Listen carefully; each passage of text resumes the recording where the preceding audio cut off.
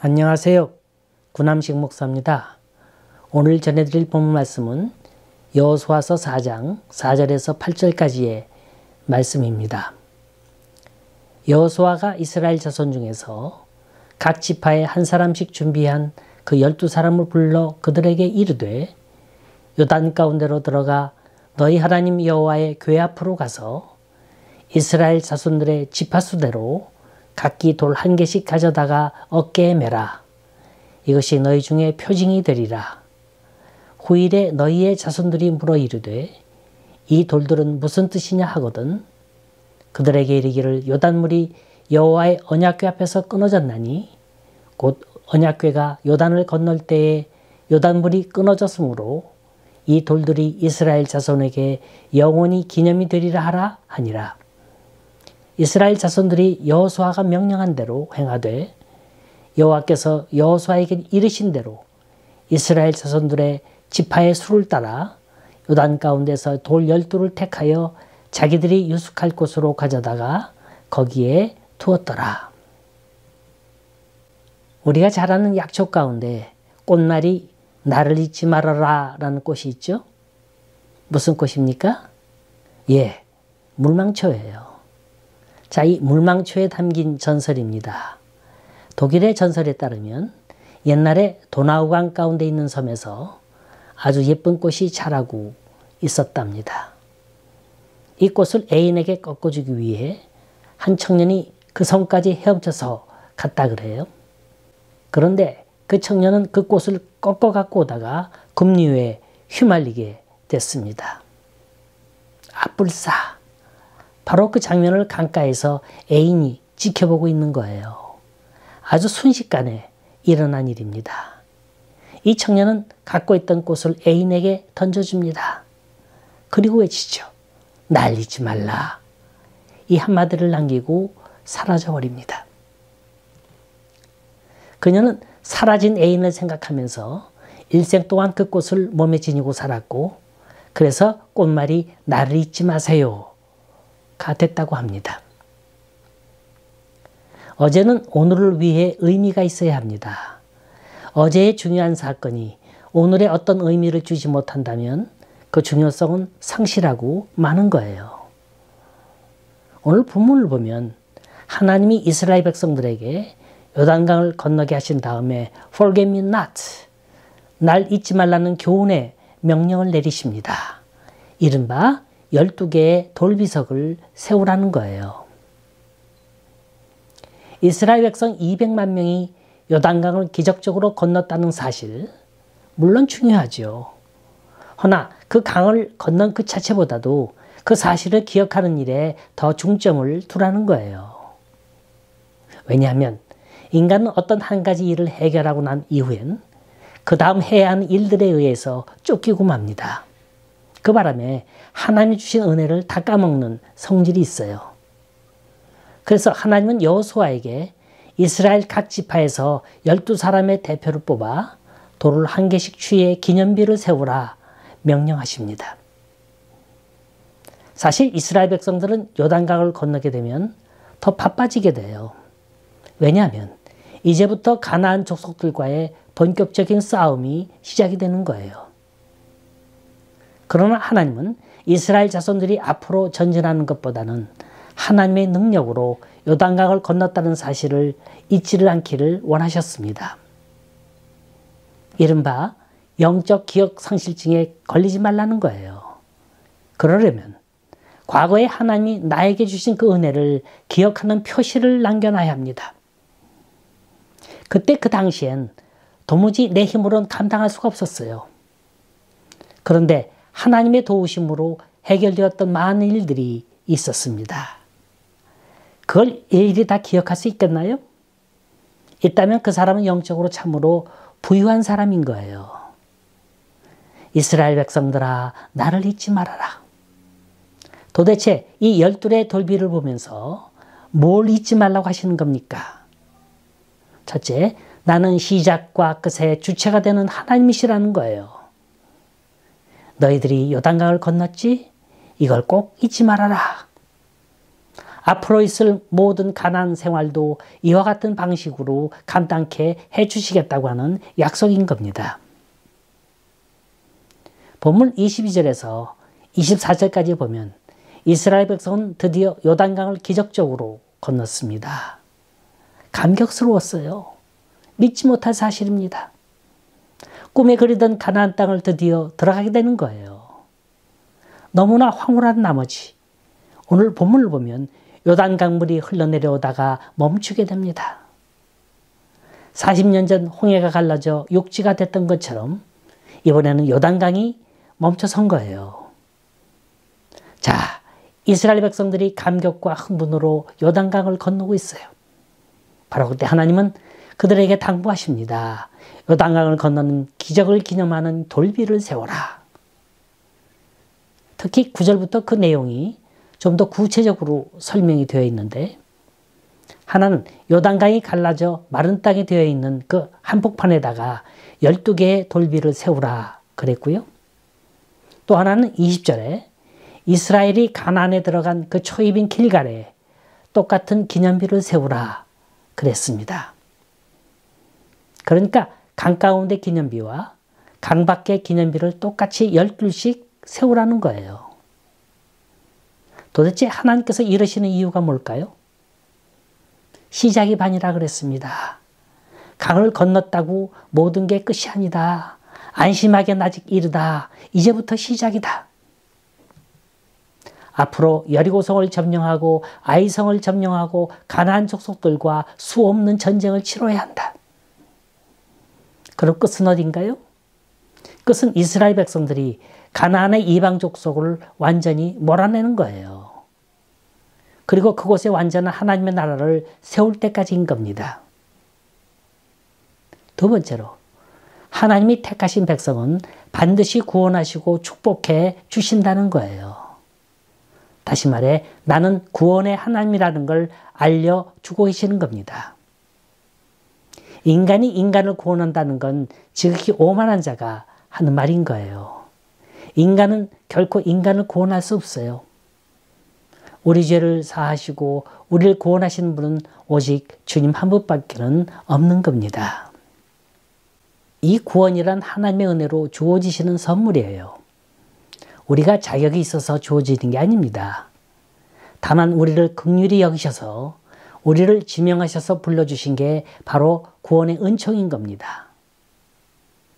이 구원의 과정 속에서 우리 인간들이 할 수 있는 일이 뭐가 있겠어요? 아무것도 없습니다. 자, 보세요. 요단강이 마른 건 물이 위쪽에 쌓여 있었기 때문입니다. 마치 투명한 큰 댐이 큰 물줄기를 가로막고 있는 것처럼 그 물을 막고 있었어요. 그래서 그들은 그 강을 육지처럼 건널 수 있었습니다. 여러분, 하나님이 지금도 우리를 지켜주시기 위해서 보이지 않는 큰 댐을 준비하시고 우리에게 닥쳐오는 환난의 물줄기를 막아주신다는 걸 아십니까?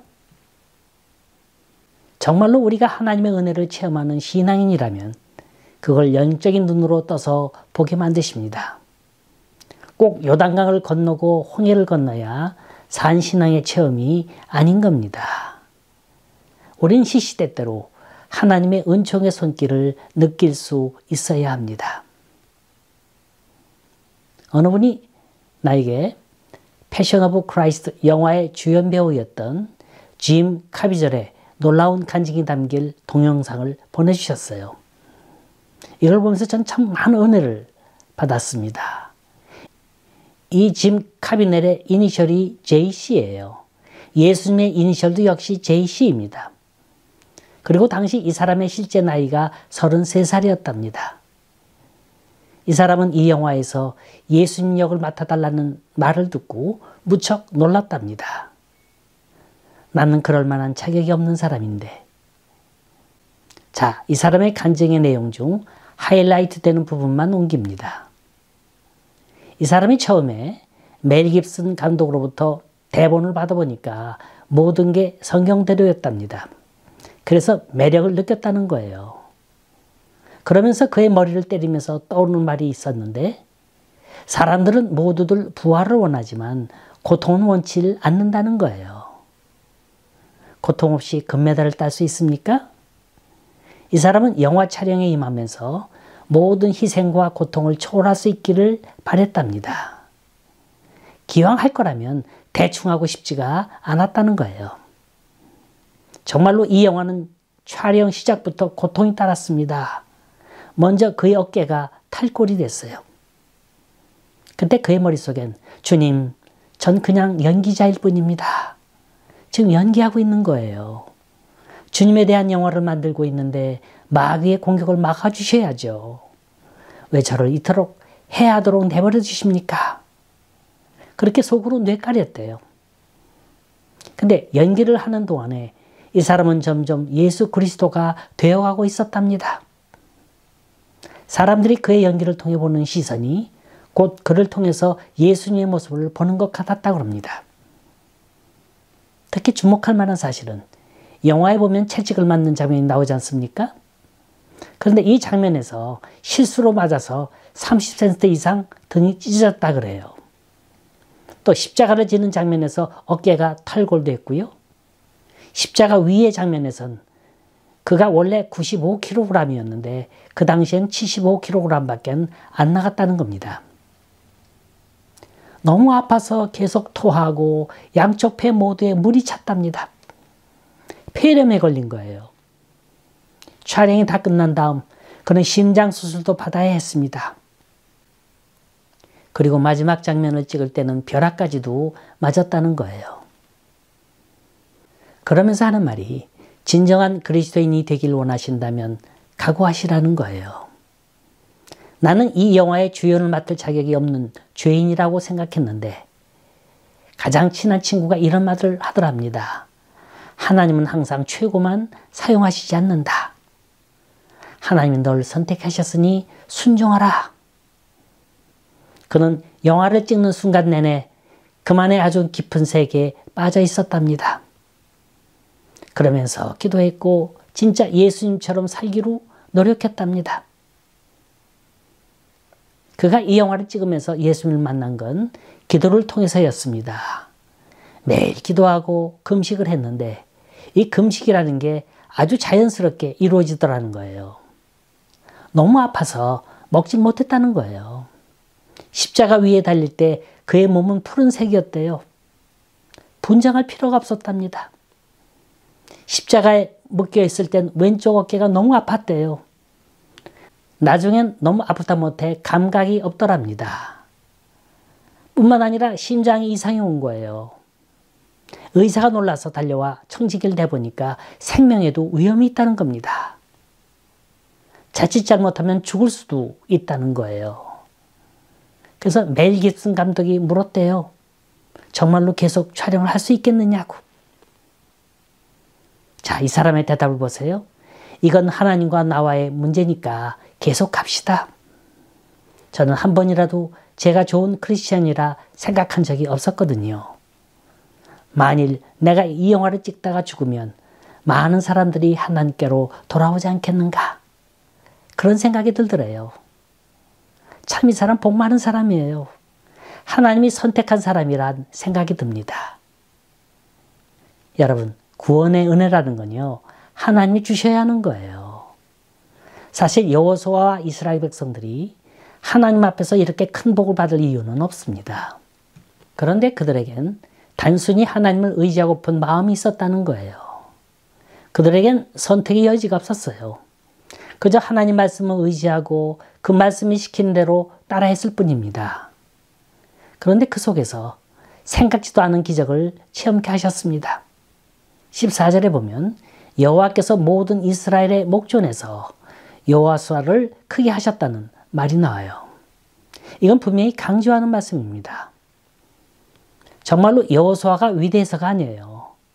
하나님은 가나안 정복이라는 대과제를 앞에 놓고 질서를 세우시려 했습니다. 백성이 여호수아를 무시하려 해봐요? 그 말발이 서겠습니까? 그래가지고 백성들을 통솔할 수 있겠습니까? 백성이 여호수아를 시험할 수 있는 첫 번째 시험대가 요단강 도하였습니다. 그들은 이 사건을 통해서 여호수아의 두 가지를 봤죠. 하나는 모세가 행했던 그 능력을 그도 똑같이 행하더라는 겁니다. 또 하나는 돌비를 세워서 그 일을 영영토록 기념케 하더라는 거예요. 백성들은 여호수아의 지휘력, 통솔력, 그리고 하나님을 향한 믿음을 받습니다. 그랬더니 여호수아나 모세나 별반 다름없거든요. 야, 저 여호수아 알고 보니까 참으로 대단한 분이로구나. 우리의 삶을 믿고 맡겨도 되겠다. 그래서 그의 생존하는 날 동안에 백성이 그를 두려워했다. 그랬어요. 자, 하나님이 여호수아를 높이신 것이 여호수아 자신을 위해서라 생각하십니까? 아니에요. 한 영혼이라도 더 구원하고 싶은 그런 마음 때문이었어요. 옛날에 모세의 말이라면 하나님의 말을 대언하는 것처럼 여겼던 것처럼 여호수아의 말도 바로 하나님의 말씀인 것처럼 백성들이 그렇게 여기고 따랐다는 겁니다. 세 번째, 하나님은 이 요단강 도하 사건을 경험케 하시면서 나는 모든 걸 계획하고 주도하는 연출자라는 걸 보여주셨습니다. 하나님과 이스라엘과의 관계는 연출자와 배우와의 관계인 거예요. 배우는 연출자의 지시에 따라 최선을 다해 연기만 하면 됩니다. 연출자는 전체의 시나리오가 그 손에 들려 있어요. 그 연극의 모든 줄거리를 꿰차고 있어야 돼요. 허나 연기하는 배우들은 이 장면을 왜 이렇게 해야 하는지 자신도 모를 때가 있습니다. 왜 웃을 때 손을 들고 웃으라고 하는지, 왜 걸어갈 때 좌우를 조심히 살피며 가라고 하는지 몰라요. 그저 시키는 대로 할 뿐입니다. 그런데 나중에 작품이 되어서 나온 걸 보니까 아, 그래서 그렇게 하라고 했구나. 이해하게 됩니다. 하나님이 우리 인생 드라마를 연출하시는 것도 마찬가지입니다. 우린 하나님의 연출 계획에 의해서 순종하여 살기만 하면 되는 거예요. 하나님이 하라고 하시면 하면 되는 거고 하지 말라고 하시면 안 하면 됩니다. 사실 우리가 하나님 말씀에 귀를 기울이고 있다는 그 자체가 이미 하나님의 연출이 시작된 거로 봐야 합니다. 여호수아라고 하나님이 계획하시는 가나안 정복의 전체 줄거리를 알았나요? 몰랐어요. 그때마다 하나님이 알려주시는 대로 연기를 하는 것뿐입니다. 그러면서 여리고성을 쳐들어갔고요. 기본 골짜기에서 태양이 머무는 기적도 체험했습니다. 그렇다고 날마다 신나는 승전 소식만 전달됐습니까? 아니에요. NG도 수없이 났어요. 전쟁에서 진 적도 있습니다. 아이성 전투에선 참패했어요. 이건 마치 금고에 있는 열쇠의 다이아를 맞추는 것과 같습니다. 오른쪽으로 3번, 왼쪽으로 2번, 다시 오른쪽으로 1번, 그 열쇠의 비밀번호를 정확하게 맞춰야 그 금고가 열리게 됩니다. 하나님의 능력의 문도 이렇게 정확하지 않으면 절대로 열리지 않습니다. 그런데 사람들은 요행을 기대하지요. 제멋대로 그 문을 두들기고 그 문을 열려고 합니다. 허나 그 문을 여는 비밀번호는 하나님 말씀 안에 있습니다. 이 말씀 속에 있는 비밀번호를 하나하나 맞춰 나가야 비로소 기적의 문, 능력의 문, 축복의 문이 열리게 되는 줄 믿으시기 바랍니다. 이번엔 12개의 돌에 얽힌 숨은 의미를 찾아보고자 합니다. 4절 5절 말씀을 보면 이스라엘 자손들의 지파수대로 각기 돌 1개씩 취하여 어깨에 매라 그랬어요. 어른이 어깨에 맬 정도의 돌이라면 상당히 큰 돌이었을 겁니다. 하나님이 모든 지파에게 돌을 하나씩 메고 나오게 하신 건 은혜인 것입니다. 이건 매 지파마다 이런 능력을 주시겠다는 거예요. 즉 하나님의 능력은 한두 지파만 돕고 끝나는 게 아니라 모든 지파에게 동일한 능력을 주시겠다는 겁니다. 이제 이스라엘 백성들은 그걸 믿고 나가기만 하면 됩니다. 그는 그 12돌을 길갈에 쌓게 됩니다. 그리고 여호수아는 언제나 길갈에서 전투를 시작하고 그 쌓아놓는 걸 보게 됩니다. 그건 바로 요단강을 건넌 그 믿음으로 늘 전쟁에 임하라는 거예요. 오늘날 우리에게 있어서 가장 큰 재산이 뭡니까? 하나님이 내 기도를 들어주셨고 또 초자연적인 능력으로 나를 치료해 주신 경험인 것입니다. 우린 그걸 미천 삼아 언제나 그 능력 갖고 살아야 되는 거예요. 하나님이 은혜 주신 건 필사적으로 기억해야 합니다. 하나님이 내게 주신 은사를 써먹지 않으면 그만 소멸하고 맙니다. 그래서 요단강 한복판에도 그 돌비를 세우게 하셨고 가나안에 들어가는 초입인 길갈에도 세우셨어요. 이 말은 언제 어느 때든지 무슨 일이 일어나거든 내가 너를 구원했다는, 내가 너를 돕고 있다는 그 표시를 확인하라는 거예요. 또 하나, 이 요단강 도하 사건을 놓고서 짚어봐야 할 것이 이들의 단결력입니다. 유대인들은 원래 하나로 잘 뭉칩니다. 무슨 사건이 일어나면 이들은 똘똘 뭉쳐요. 이게 그들의 큰 힘이요 장점인 거예요. 12절, 13절을 볼까요? 르우벤 자손과 갓 자손과 므낫세 반 지파는 모세가 그들에게 이른 것 같이 무장하고 이스라엘 자손보다 앞서 건너갔으니 무장한 4만 명가량이 여호와 앞에서 건너가 싸우려고 여리고 평지에 이르니라. 자, 여기에 나오는 르우벤, 갓, 므낫세 반 지파들은 싸울 필요가 없는 지파들이에요. 이미 그들은 요단 동편의 땅을 차지하고 있었어요. 그럼에도 불구하고 전쟁에 선봉에 섰습니다. 우리만 잘 되면 뭐하느냐. 전체가 다 잘 돼야 한다는 거예요. 모두가 다 가나안이라는 축복을 받아야 한다는 겁니다. 너희들은 걱정하지 마라. 우리가 선봉에 서서 앞에 오는 적들을 무찌를 테니 당신네들은 200만의 우리 백성들을 이끌고 무사히 요단강을 건너와라. 그래서 그 백성들이 쉽게 그 강을 건널 수 있었던 겁니다. 사람이 자기 이익을 챙기려고 약속을 저버릴 땐 작은 것은 얻을 수 있을는지는 모르겠지만 허나 큰 걸 놓치게 됩니다. 이들 이스라엘의 선봉대들은 먼저 땅을 차지하느냐 나중에 차지하느냐 이게 중요한 게 아니었죠. 함께 요단을 건너는 게 중요하고 하나님의 능력으로 그 땅을 차지하는 게 중요했던 겁니다. 자, 이 가나안 정복이라는 게 어디 하루아침에 끝날 일입니까? 전쟁도 치러야 되고 또 살기 위해서 농사도 져야 하고요. 또 자녀도 키워야 합니다. 그러면서 그들은 요단강 한복판에 있는 12개의 돌비를 볼 것이고 길갈에 놓여진 12개의 돌비도 볼 것입니다. 그러면서 그 돌비가 주는 음성을 듣습니다. 날 잊지 말아라. 그날의 그 사건을 결코 잊지 말아라. 여러분, 하나님이 우리에게 주시는 아주 중요한 약속이 있습니다. 그건 어려울 때 하나님을 의지하고 부르짖으라. 그러면 하나님의 기적이 나타난다는 약속이 있습니다. 이것이 하나님의 백성들이 세상을 이길 수 있는 비결인 거예요. 그래서 날마다 하나님께 부르짖고 응답받는 복된 삶 될 수 있기를 간절히 소원합니다.